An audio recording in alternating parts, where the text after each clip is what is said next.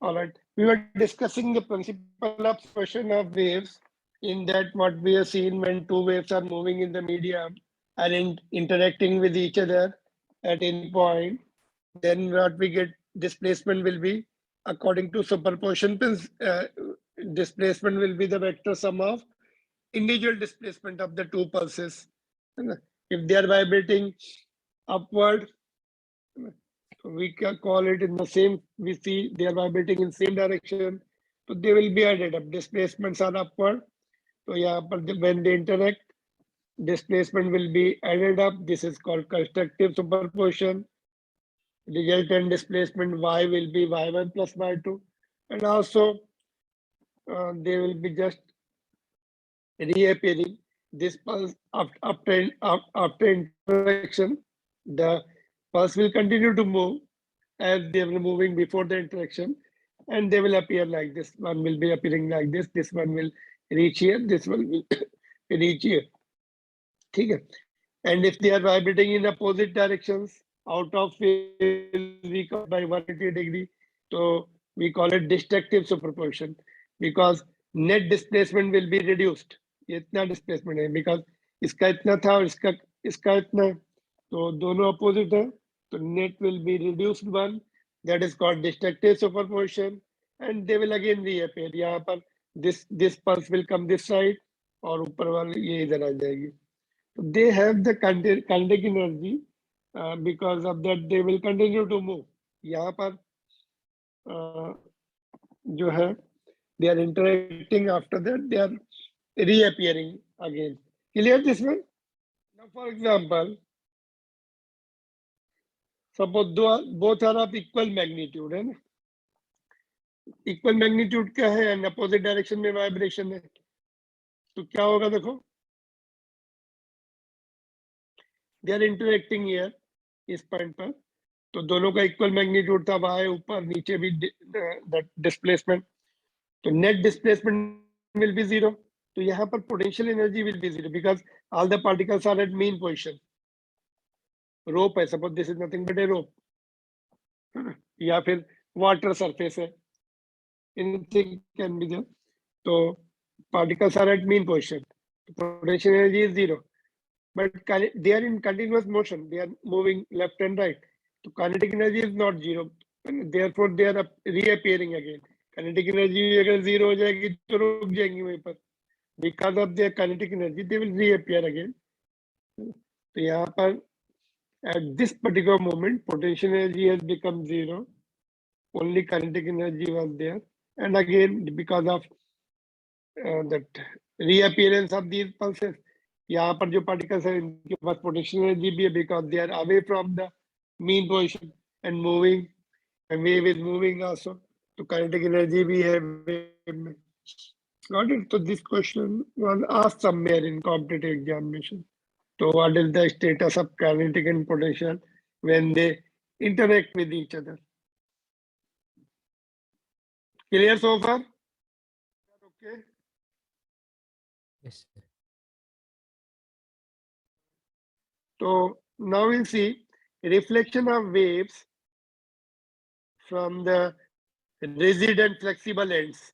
Suppose आप you take one rope, long rope ले लीजिए, यहाँ पे इसका फिक्स कर दीजिए ये एंड, और इधर से जर्क देंगे आप,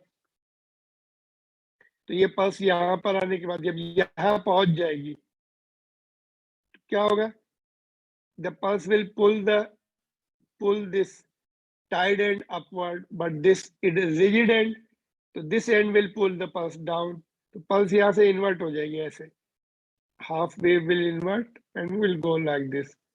तो 180 degree or pi radian, it will just phase difference will come after encountering the rigid support. तो reflection by rigid end में क्या होगा, 180 degree का phase difference आ जाएगा. There will be phase difference of pi radian or 180 degree from the rigid support. तो phase difference कितना हो जाएगा, pi, है ना. phase difference का symbol delta phi है, यहाँ पे लिखा है मैंने, ठीक है. तो this one. Now there can be other situation, we call it flexible end. यहाँ पे अपने एक रिंग डाल दिया, ऐसे ring which can move up and down, और रिंग के एंड पे ये रोप बांध दी। तो when this pulse reaches here it will pull the ring up, ring ऊपर चला जाएगा, यहाँ पे आ जाएगा। It was here at this position, तो फिर वो नीचे आएगा, तो again pulse will go back. तो फ्लेक्सिबल एंड में,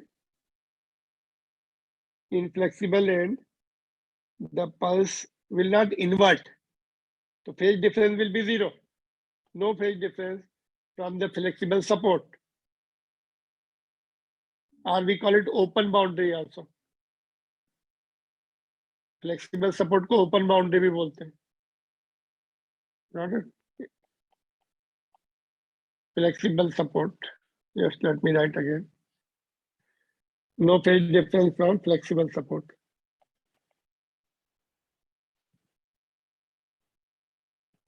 Phase difference is zero. So these points you may need it somewhere in the further topics. ये वाला पॉइंट हम अभी देखेंगे, ये वाला रिजिड सपोर्ट वाला हम देखेंगे। रोप को वन एंड पे टाइट कर दो, फिर एक तरफ से वाइब्रेट करो, जैसा कि कल हमने देखा था वेरियस एक्सपेरिमेंट्स में।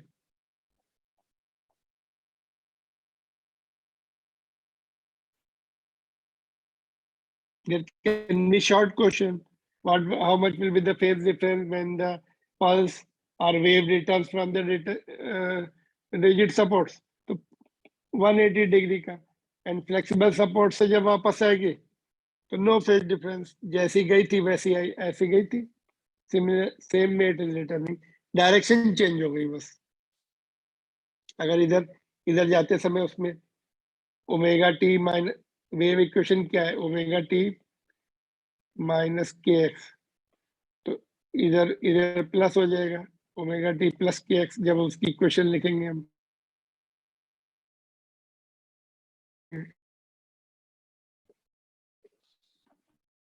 Alright, let's see further.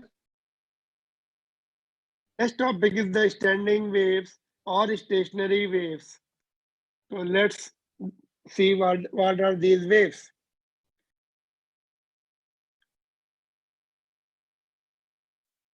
When two identical waves, suppose two waves are there, one is here, it is moving this side, other is moving this side, ठीक है, identical है, so when this superimpose each other, so particles of medium are divided in such a way that they oscillate there itself, up and down, and that situation is called standing waves or stationary waves.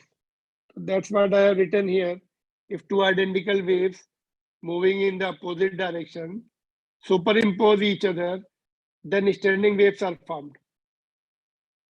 Because why they are called standing waves, we'll see further. Why we call it, because equation are obtained such, non-progressive equation मिलती है हमें. So, and where is the study? This standing waves and all, yesterday we have seen almost all musical instruments. This standing wave will be further called resonance. आगे चल के हम देखेंगे इसको, standing waves में amplitude increases, loudness increases, we call it resonance phenomena also further. ठीक है, so let's see further what is the equation of standing waves. So suppose individual waves have the equation, this one equation is given by a sin kx minus omega t, other equation is given by यहाँ पे minus है, इधर plus हो जाएगा बस, otherwise they are identical. Since they are moving in opposite direction, one place we have to take minus, other place we have to take plus. ठीक है, इनको सुपर इम्पोज करा दो, y is equal to y1 plus y2, इनकी value put कर देंगे यहाँ पर, ये यहाँ पर, तो वन इक्वेशन ए कॉमन ले लिया, one equation is here, one is here. Now we are going to use the formula of ये sine a and sine b वाला फार्मूला. सपोज एज्यूम कर लो this is a, this is b, तो this is sine a plus sine b. Sine a plus sine b का formula क्या होता है, 2 sin a plus b by 2 into cos a minus b by 2. Alright, तो ये formula लगा दीजिए उसमें.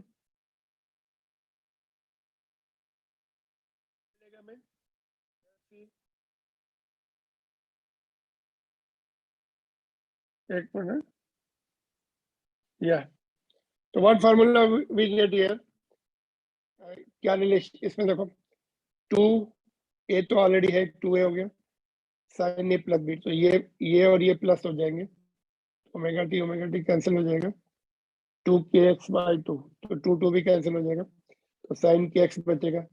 सेकंड टर्म में cos माइनस है यहाँ पे, तो ये माइनस, ये भी माइनस हो जाएगा, तो ये कैंसिल हो जाएगा, और cos minus 2 omega t/2, 2 cancel हो जाएगा, cos minus theta is cos theta only, तो यहाँ पर cos ओमेगा t बचेगा। This is equation called equation of stationary wave which neither moves to left nor move to right। इसमें term separate हो गए। Progressive wave में कैसे होते हैं, ओमेगा टी माइनस के एक्स ऐसा टर्म होता है which is called travelling wave. तो यहाँ पर ऐसा टर्म नहीं है, it is non progressive wave because we don't have that such terms. तो name of this equation represent the standing wave because particles are oscillating at their position and not transferring the energy। बीच में हमें nodes मिल जाते, कहीं कहीं पे वो नॉन ऑसिलेटिंग पार्टिकल, तो एनर्जी ट्रांसफर नहीं हो रहा है अभी उसमें, तो such wave is representing the standing waves. Clear? आपको डेफिनेशन समझ में आई स्टैंडिंग वेव्स की? कैसी वेव्स होनी चाहिए? Identical except moving in opposite direction, they are identical. Motion opposite direction में, अदरवाइज दे आर आइडेंटिकल, है ना। और इक्वेशन क्या मिली उसकी हमें, 2a sin kx into cos omega t, omega and k are and a क्या है, what is a is the amplitude of each wave which are superimposing, k is their propagation constant, omega is the angular frequency of medium। अब है ना, जो original waves हैं, जो progressive wave है, उनके ही पॉइंट्स है ये सब, जो मूविंग वेव्स हैं उनके ही टर्म्स है इसमें, which we call it constituents wave, जो इनको बनाती है। Got it? बोलो इसमें कोई डाउट है, कहीं पे आपको समझ में नहीं आया तो पूछ लो। इस इक्वेशन पर क्वेश्चन पूछे जाते हैं।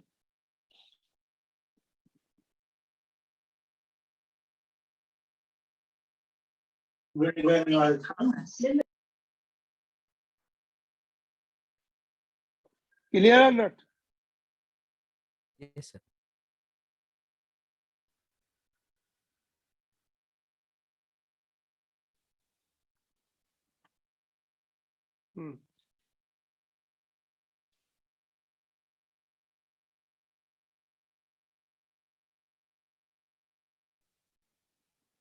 This is important in fact, equation भी आपको लर्न करनी पड़ेगी, और आगे में मैं कुछ पॉइंट बता रहा हूँ वो भी आपको लर्न करने पड़ेंगे स्टैंडिंग वेव। नाउ इसका एम्पलीट्यूड, ये जो फर्स्ट टर्म्स है ये, इसको हम एम्पलीट्यूड बोलते हैं इसका। Let us see some more points related to this.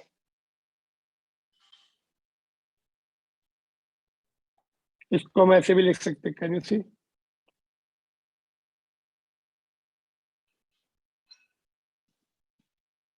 Its amplitude is given by 2a sin kx which is denoted by a dash। इस वेव का जो एम्पलीट्यूड है तो ये हो गया a dash, तो मैं ऐसे लिख सकते हैं इसको, a dash is, ये तो मतलब ये आपको कैसी लग रही है, सिंपल हार्मोनिक मोशन की इक्वेशन लग रही है ना, SHM। तो particles of medium start doing the SHM there at their own position and whose amplitude is given by this। उनकी लोकेशन पे एक्स पर डिपेंड करेगा कितने एम्पलीट्यूड होगा, ठीक है। तो this equation can be written like this also, and जो ओमेगा टी वाला पॉइंट है that term will remain, remaining terms will be called amplitude of that. SHM में देखो ओमेगा टी वाला पार्ट जो है that is representing the simple harmonic motion. So particles in this case are doing simple harmonic motion of variable amplitude, क्योंकि x की value change होगी तो amplitude भी चेंज होगा. डिफरेंट लोकेशन के पार्टिकल डिफरेंट एम्पलीट्यूड रहेंगे, करेंगे, एम्पलीट्यूड से ऑसिलेट करेंगे. ठीक है, तो that is the point we are going to discuss. देखो जैसे स्टैंडिंग वेव की इक्वेशन ऐसे आती है, ग्राफ कलम में देखा था ऐसे, ये इतना पार्ट फिर नीचे जाएगा इधर, अभी ये पार्ट इधर है तो ये ऊपर जाएगा. तो दिस पॉइंट ये वाला मैक्सिमम एम्पलीट्यूड से ऑसिलेट करना है, इसका एम्पलीट्यूड इतना रहेगा, इसका इतना रहेगा, और इसका तो जीरो ही रहेगा. यहाँ पे जो पार्टिकल है उसको क्या बोलते हैं, नोड बोलते हैं. और यहाँ वाले पार्टिकल को जिसका मैक्सिमम एम्पलीट्यूड होता है उसको एंटाई नोड और एंटी नोड भी कॉल इट. तो सबका अलग अलग एम्पलीट्यूड हो रहा है. देखो they are oscillating, simple harmonic motion तो कर रहे हैं बट डिफरेंट एम्पलीट्यूड से.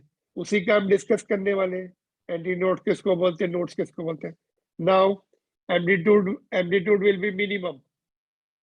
एम्पलीट्यूड मिनिमम मतलब जीरो.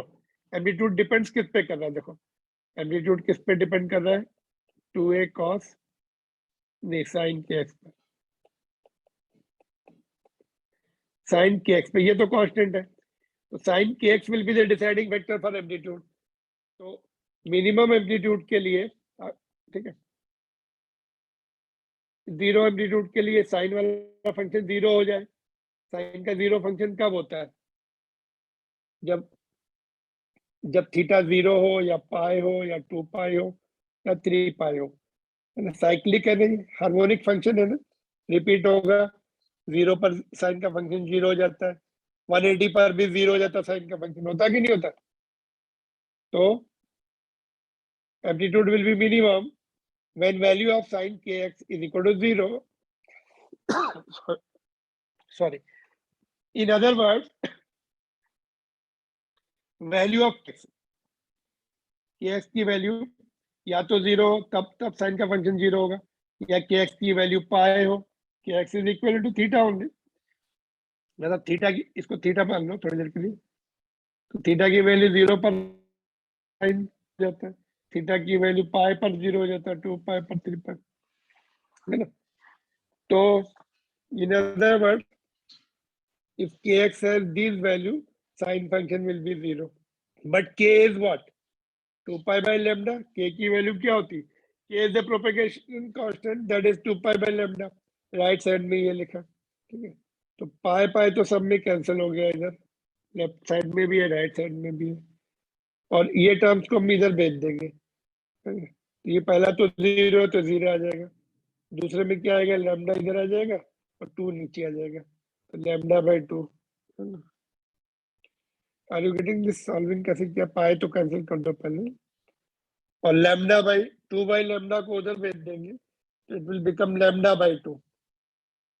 तो first term is 0, second term is lambda by 2, third term is 2 lambda by 2, ये कैंसिल हो जाएगा. Next term is 3 lambda by 2. तो ये x की वैल्यू ये मिल गई हमें. मतलब जो part x is equal, x क्या है, डिस्टेंस है from the reference point, origin से डिफरेंस है, डिस्टेंस है x क्या होता है, distance from reference point.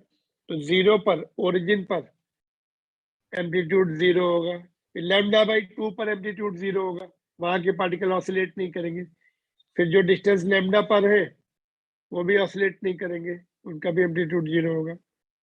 3 lambda by 2 मतलब लैम्डा बाई 2 के सेपरेशन पे पार्टिकल जो होंगे वो ऑसिलेट नहीं करेंगे. गेटिंग और not. Particles located at these points will have zero amplitude. यहां तक समझ में आ गया, ये मैथ समझ में आ गई आपको कि कौन कौन से पार्टिकल का एम्पलीट्यूड जीरो होगा, कहाँ के लोकेशन का.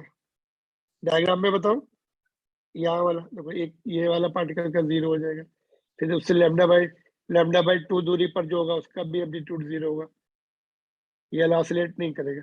फिर lambda by 2, further lambda by 2 पर, फर्दर लैम्डा बाई 2 पर, ऐसा. तो ये पार्टिकल ऑसिलेट नहीं करते. इन पार्टिकल को बोलते क्या है, what we call them is called nodes.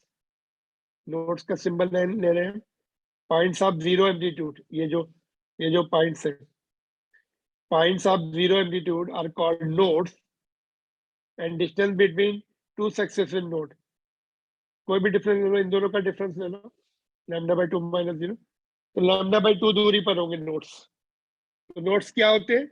Points of zero amplitude.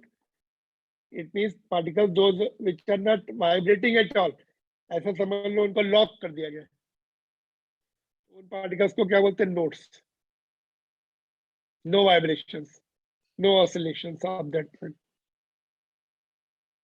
so they are called nodes. ठीक है, समझा? और कुछ पार्टिकल्स मैक्सिमम एम्पलीट्यूड से ऑसिलेट करते हैं, उनका देखते हैं लोकेशंस कहाँ पर, कितनी दूरी पर है वो आपस में, और ओरिजिन से कितनी दूरी पर है. ये क्लियर हो गया यहाँ तक? नोड्स के बारे में हमने नोड्स को कैसे डिफाइन किया? पहले हमने जीरो एम्पलीट्यूड वाले पार्टिकल की लोकेशन देखी, फिर उन पार्टिकल को बोला कि वो, उनका नाम दिया गया nodes, no vibration points. And कितने डिस्टेंस पर है वो, कितनी डिस्टेंस पर है? एट व्हाट डिस्टेंस दिया है? हाफ वेव की. तो ये पूरी हाफ, ये फुल वेव होती है यहाँ से यहाँ तक. तो यहाँ पर पॉइंट है वो, यहाँ पर है. हाफ वेव की डिस्टेंस पर है कि नहीं? यहाँ से यहाँ तक हाफ वेव है.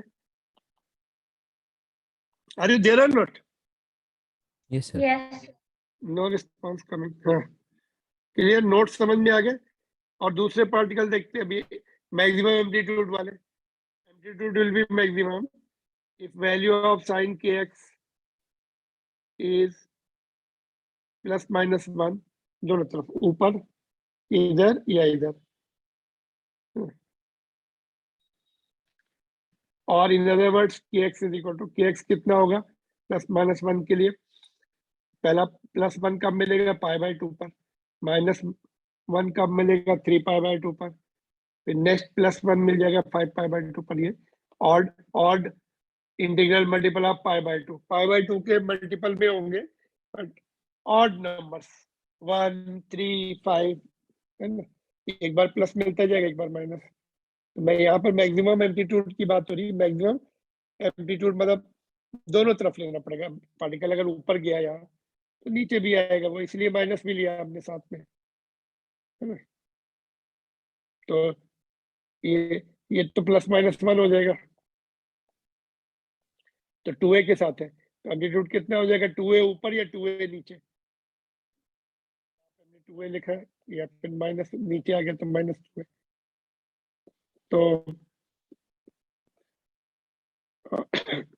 तो ये वैल्यूज पर के की वैल्यू पुट कर दी 2 pi by lambda. Pi cancel हो गया यहाँ पर, लैम्डा बाय 2 को इधर शिफ्ट कर दिया. तो ये लोकेशन मिले. पहला लोकेशन लैम्डा बाय 4 पर होगा, 1/4 ऑफ वेवलेंथ. यहाँ पर देखो इतनी 1/4 ऑफ द वेवलेंथ है. पूरी वेव कितनी है?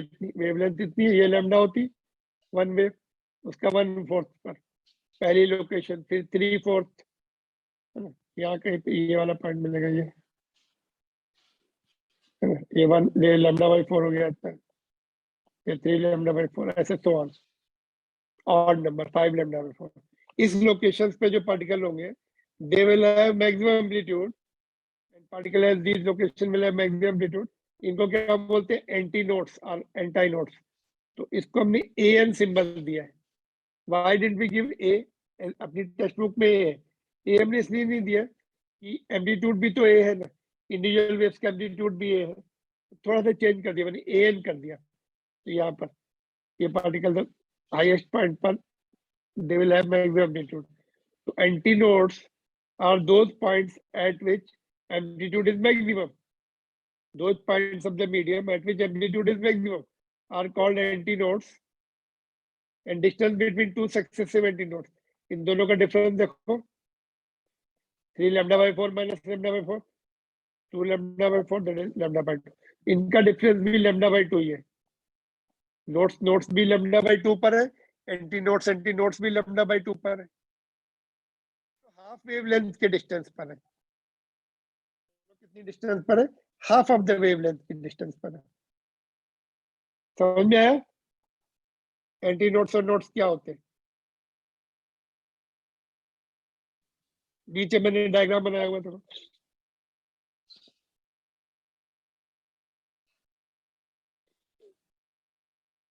एक्स इज इक्वल टू 0 पे नोड्स है, देखो तो यहाँ पे नोड्स बनाया हुआ है।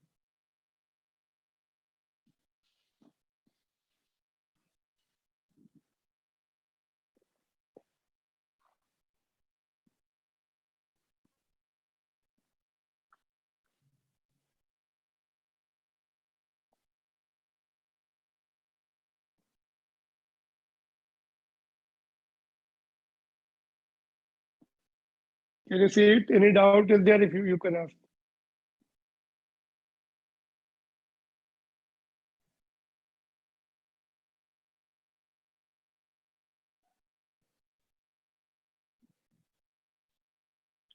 Tomorrow I want to have the extra class because we have missed the classes, many classes last week. Can we have the morning class 8 to 9? So tomorrow we have full day school. Full day school. What time you get free? So Sir, from we have 8 bio class in the morning. What time? 8 Before to that 9. and Sir, after 8 to that? 9. अच्छा, उसके बाद Sir, I have I school want from to 8 to 1:40. up to 1:40. 2 to Yes, 3 Sir, we after can that, have. sir, 9 to 1 school. 9 to 1 है. 2 to 3 के we can have. और अपने इसी time पर, same time पर, This time is okay. Same time, Sir, no, sir. Same time Not, पे. Why sir, I no, have sir? another class in the evening. But this is our time. Yes, sir, but sir, Upcoming. tomorrow is Saturday, right? Yes. Yes, sir. So I have another class. Can you change the timing of that class? No, sir, that's the biggest problem, that I cannot change the timing of that class. So actually, tomorrow there is maths class also, but because it is maths class, I have to ask Mohit sir for the recordings every time on Saturday, because sir, I'm unable to attend Who any takes your class. math class? Okay. What time you Sir, are free? sir, maths class is 6 to 7, but sir, I don't attend maths class on Saturday because I have the other extra class. So we have to keep it at 7 to 8. Sir, actually, You my will be class free at is 7. from, sir, my class is from 5 to 8. So you have to see the recording of that class, tomorrow's class, physics class. Yes, sir, that will Okay, be. timing I will put it. I will consult with the madam. Then I will put the timing. So morning, how many of your problem? Morning classes में अगर हमें रखना है 8 to 9 and 9 to 10. 9 to 10 is also not comfortable. No, sir, I have No, school sir. from 8 to 1:40. अच्छा, 6 to 7 is possible morning. So 6 to 7. Sir, we have chemistry class. Sir, 6 to 7? 7 to, yes. घर से तो करना है attend. Even we used to have the physical class, 5 to 6 we used to have the physical classes. Even winter also earlier, when lockdown was not there. 5 to 6 I used to have the class, live physical classes. अभी आप लोग की habit छूट गई जल्दी उठने की. 6 to 7 रखना है क्या? Either 6 to 7 AM or 7 to 8 PM. दोनों में से कौन सा चाहिए? So 7 to 8 like 7 to 8 PM PM नहीं वाला चलेगा. हाँ, नहीं चलेगा ना, तो 6 to 7 चलेगा. 6 to 6:55 तक. जल्दी उठ के देखो कल. Okay, sir. ओके, ठीक है. Yes. 6 to 6:55. No problem Nishant. No, sir. कभी Okay, कभी sir. जल्दी उठ के भी करना चाहिए class. You should be in habit of getting up early. I don't Yes, sir, disturb you actually, generally on Saturday. yes, sir. Sir, Okay. actually, our chemistry class was normally scheduled at 6:15. but we begged to make it 7 because it was just too So early. it is only for tomorrow, I'm telling you. Yes, sir. No Not problem, sir. daily. Okay. So 6 to 7, we'll continue with this. थोड़ा अभी we have the time, some time. तो कल भी कुछ demo दिखा सकते हैं, video recording भी अगर है, but we have to cover that much first. ये पहले जितना दिखा है उतना कवर करके देन फर्दर थोड़ा बाकी है वो कर सकते हैं. एंड फ्लूइड्स का भी कुछ I want to show you. Fluids you already done है, but let me cover the theory part first. तो देखो ये दीज लोकेशंस के पार्टिकल्स दे विल नॉट. अच्छा ये ऑलरेडी आई एक्सप्लेन ट्वाइस. तो ये नीचे डायग्राम दिख रहा है आपको, ये पार्टिकल्स, ये I told you these particles will be going maximum maximum amplitude. उसके बाद जो वाले थोड़े से कम, ये और कम, ये वाले नोट तो ऑसिलेट होते ही नहीं, as if somebody has locked them, है ना, उनको लॉक कर दिया वहां पर. Physically they are not locked, उनका but situation is that standing waves में that particles are remains stand still, है ना. ओके, तो ये let me ask you one question. ये बताइए, can you see the last question written here? Yes, sir. What is the distance between consecutive nodes and anti nodes? Nodes and anti nodes के बीच का distance क्या होता है बताओ? Sir, same as the amplitude. Half the amplitude, sir. Distance, I am asking you distance. Nodes and anti nodes. Nodes कहाँ पर? यहाँ पर. Anti nodes का यहाँ पर. Actually में तो ये rope है ना, एक Sir, single rope lambda है, by when it is- 2. Sir, lambda by 4. Okay, yeah, ये rope is when it is not oscillating, it is like this. But when oscillations are produced in this, then we see that it becomes like this. ठीक है? तो ये distance, this distance will be lambda by 4 because this is lambda by 2. उसका symmetrically place है, midway plenty node होगा, तो lambda by 4. So consecutive nodes and anti-nodes are at lambda by 4. Otherwise, consecutive nodes and anti-nodes are lambda by 2 because they are at half wave पर.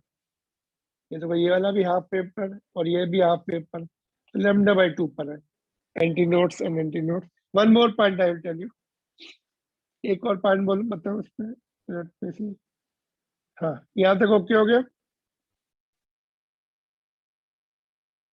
Yes, sir. But sometimes you get the equation like this. ये जो equation है ना, इसमें ये change हो जाएगा. kx will be along with the cos, omega t will be along with the sin. ऐसा भी हो सकता है. You can find the equation in numerical. Sin and coses are interchanged. तो उसका वो when the equations are like this, ये देखो,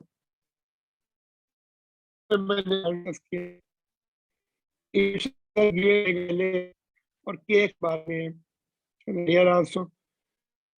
तो is equal to y1 plus y2, तब क्या मिलेगा हमें? cos के साथ kx मिलेगा, sin के साथ ओमेगा t मिलेगा. Now this will be amplitude a dash. और उसमें अगर हमने इसमें अगर हमने 0 put, x is equal to 0 put कर दिया, ओरिजिन वाला देखेंगे. ओरिजिन पे हमने ओरिजिन वाले पार्टिकल की value x is equal to 0. x क्या होता है? It indicates the location of the particle.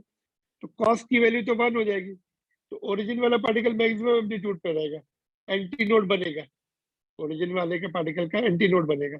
इसमें देखो ओरिजिन वाला पार्टिकल ऑसिलेट नहीं कर रहा था, नोड बना. बट यहाँ पर ओरिजिन पे जो पार्टिकल है, it will have the anti node and उसके बाद से नोड्स, मतलब consecutive nodes and anti node. तो सच इक्वेशन ये वाली, इसमें ओरिजिन पर क्या बनना है? एंटी नोड बनना है. आगे गेटिंग? ऊपर जो इक्वेशन आई थी उसमें ओरिजिन पर नोड बनना था. Otherwise no difference. मतलब they what is called, they may be representing, they must have been formed by the same two waves. कहाँ पे हमने इसका ओरिजिन लिया है, रेफरेंस पॉइंट कहाँ पे, that makes the difference. Sine and cosine के टर्म्स इंटरचेंज हो सकते हैं. मतलब कहने का मतलब ये है कि kx can be with the cos function also, with the sin function also. You don't have to worry. जैसे SHM में था, equation of displacement was given by sine function or cosine function. It was the matter of the reference point t is equal to 0 पे particle कहाँ था. इसमें भी वो ये matter of reference point t is equal to 0 पर origin वाला particle t is equal to 0 पर कहाँ पर है. अगर वो नोड पर है और नोड ही रहेगा हमेशा वहां पर तो ऊपर वाली इक्वेशन होगी. अगर ओरिजिन पर एंटी नोड बन रहा है तो ये इक्वेशन होगी. Otherwise things will not change. Only reference point change होने से इक्वेशन चेंज हो सकती है. मेरा क्वेश्चन है अभी, write the 4 differences between progressive waves and stationary waves. Can you just imagine and tell me. यहीं पर बता सकते हैं प्रोग्रेसिव वेव में और या फिर tomorrow you can tell me.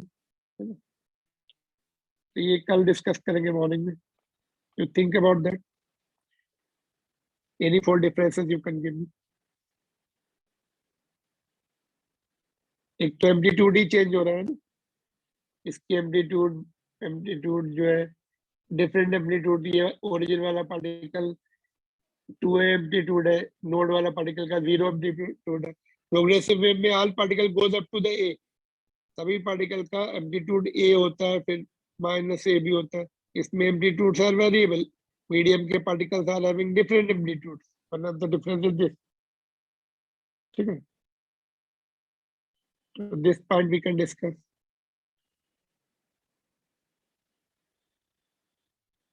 And other question I'll ask you. Okay, ये देखो, ये क्वेश्चन देखते हैं. Can you see? Yes, sir. यहीं पे डिस्कस कर लेते हैं. I think time is. We can complete this question.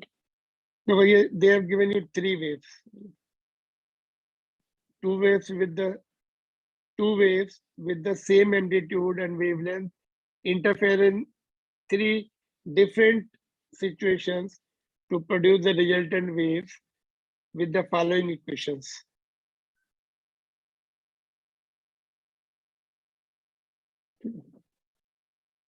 Resultant wave with the following equation. In which situations are 2 combining waves traveling? In which situations are the 2 combining waves traveling towards the positive x-axis? The third one. Positive x-axis की तरफ जा रही. Sorry, sir, the first one, one. how And could- for the Yeah. first one, it is in the positive axis में. अगर बीच में minus है तो it is going toward the positive axis. positive. तो इसका आंसर है, ए का आंसर है 1 और बी का टुवर्ड्स नेगेटिव एक्स एक्सिस